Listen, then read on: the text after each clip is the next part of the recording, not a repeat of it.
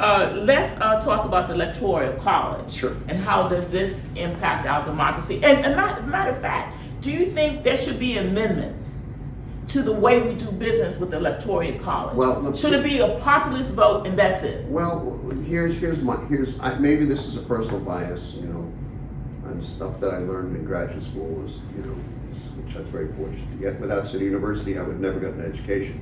It was free when I started, I might say that. It's not free anymore. Well, I but it's still cheaper than most. I was poor, and that was the only way.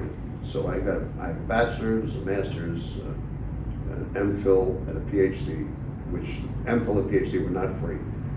That I paid for. It was different than that. I determined and decided to stay at City University. I could have gone any place. It would have had me, I guess, at that point, any place. But I determined to finish my education there because I felt a sense of debt and obligation, and that maybe my small name would have some value to people, but they would want to go there. It's a big name. Well, it's a big name. Whatever. But I thought that was an important thing to do. About the Electoral College, what my practitioner's brain and my scholarly, the other portion of my brain, the scholarly brain tells me, is that fooling with the Constitution generally does not result in very good things, because in the present situation, because the Republicans and the right are very much in control of a lot of our dialogue. So we didn't get, the Americans were unable to pass the Equal Rights Amendment, which is kind of shameful. Yes, that's true. It took, we did pass other amendments, most of which have had some positive bearing. And maybe it is time, thinking aloud, maybe it is time to change the Electoral College. Why? Because what that was intended to do, I think, was to ensure that non-urban centers and smaller communities would have the same power. Wait, yes, that was the purpose. And has it outlived its usefulness?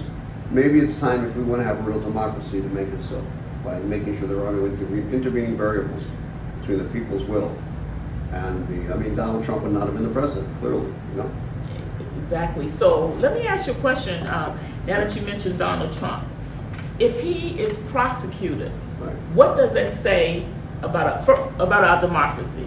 There's nothing in the law that says that if he's prosecuted, he can't run for office. Conviction is the question, but we've never had a president convicted of high crimes. We just haven't. We've never had a president impeached twice. That's true. We've never had a president who's gone through these kinds, or an ex-president who's gone through these kinds of tax audits and investigations. If there is fault here, I think it lies with the Manhattan DA's office, that I am told through people I trust and people would know, that they had the case against Trump going back 7-8 years.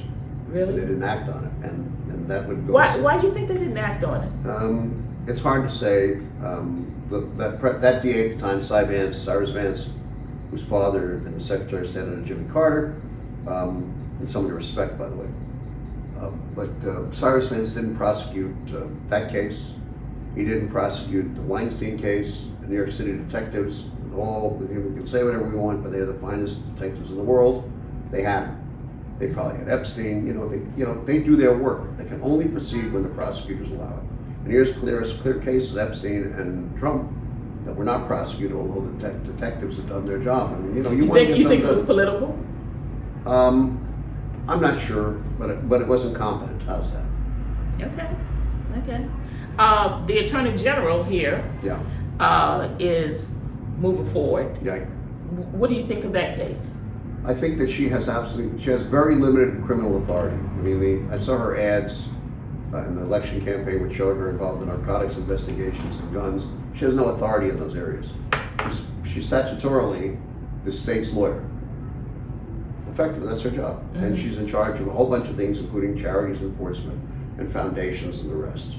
You're thinking she's not going to, are you saying this to say she's not going to have to present impact? That case, if she has the case, it's going to have to be presented to the grand jury someplace, and she has no authority to do that. Really? She does not. She has authority to present grand jury information only in that which is delegated to her by the governor and or specifically by statute, prosecution of crimes in nursing home or healthcare facilities. Mm-hmm. That's the deal. So she's essentially a civil practitioner. So why present the case? Well, she should present it. She should give it to the DA. once she has it together, if they're civil, if they're, and let them prosecute, which they will do. So what do you think of the DA Although that we have now? the governor can frankly designate her a special prosecutor in that area, if Governor Hochul chooses to do so. Okay. In regards to the election coming up 2024, Yeah. what are your thoughts? I think that we should not count out Donald Trump again. Why? Because that which is sinister tends to dwell, ready to roll, at any moment in American politics or any politics. If we have continued group conflict, in this case I mean between whites who are feeling dislocated by the I don't want to say complexion change, but certainly I think that the fact that this is no longer a European country, and some people have great pain about that, and are concerned about the changing economic conditions. I mean, we could have more problems. You think so for 2024? Sure. I think if you look at the growth of extreme white nationalism, okay, and we're not talking about a small phenomenon. I think you will see attacks against particularly groups. I mean, we've seen an increase in the number of attacks on Jews, on South Asians, Sikhs, and others. This is very serious. We've had Asian people beaten in the streets. This is not a single phenomenon that occurs just in the East Coast. These are national events. Even here in New York. Absolutely. That kind of ethnic violence is indicative of something else going on. That people are afraid of the They're afraid of the new, but they're browning of They're America. afraid of the browning of America, and they're also concerned about economic dislocation, and the failure of government really to mediate these problems, which government should be doing. Any democracy will have competition between different groups for the resources that the democracy or the government provides. Therefore, the government's job is to mediate those things, not to be an observer on the side. Do you think the United States has primarily been an observer? I think that internally our government has been very, very much an observer of these events over the last few years rather than a participant, and has stoked them to some extent. We need to be able to talk about what we're doing for each other and have some good sense about it. And let's go back. The crack plague. One thing in the inner cities, black people. You can look at the crime policy in this country. If you want to there's a great book by a scholar, his name Unblocking, a black woman who was at Harvard and Howard. Extraordinarily important. I block scholars' names because I don't care white, black, or indifferent. I forget things now. But the argument is that the war on crime became the war on drugs. The war on poverty became the war on crime, became the war on drugs. And the ultimate result was 2 million black people went to jail. I see it as war on black people. Well, it was. No question about that.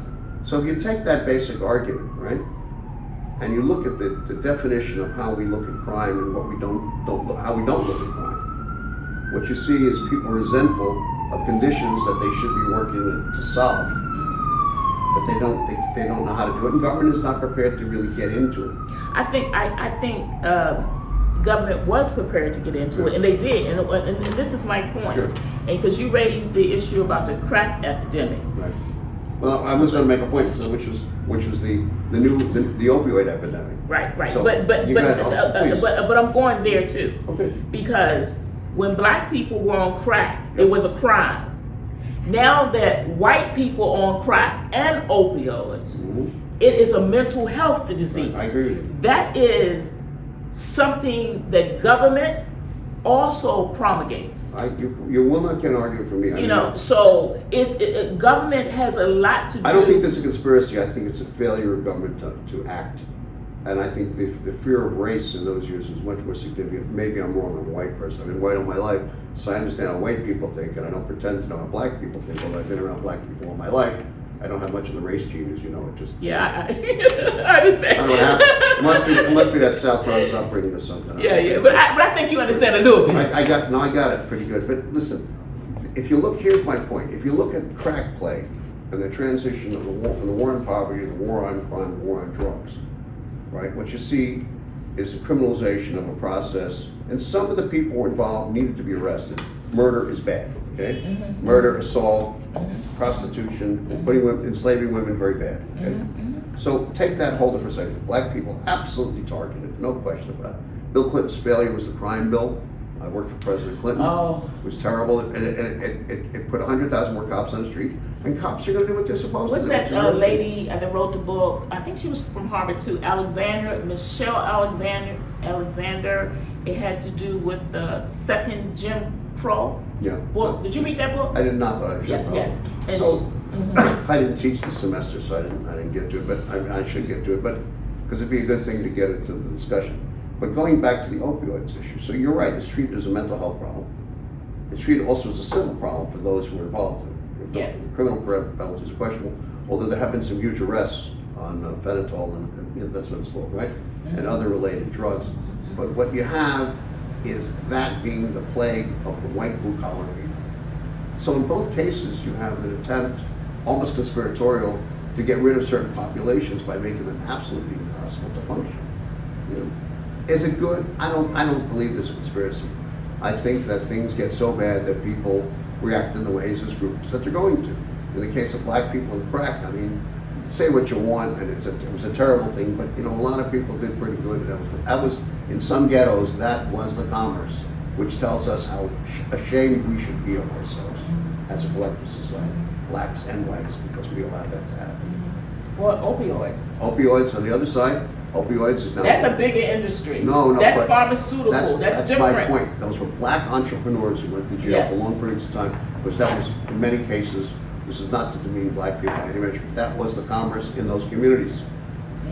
Tragic.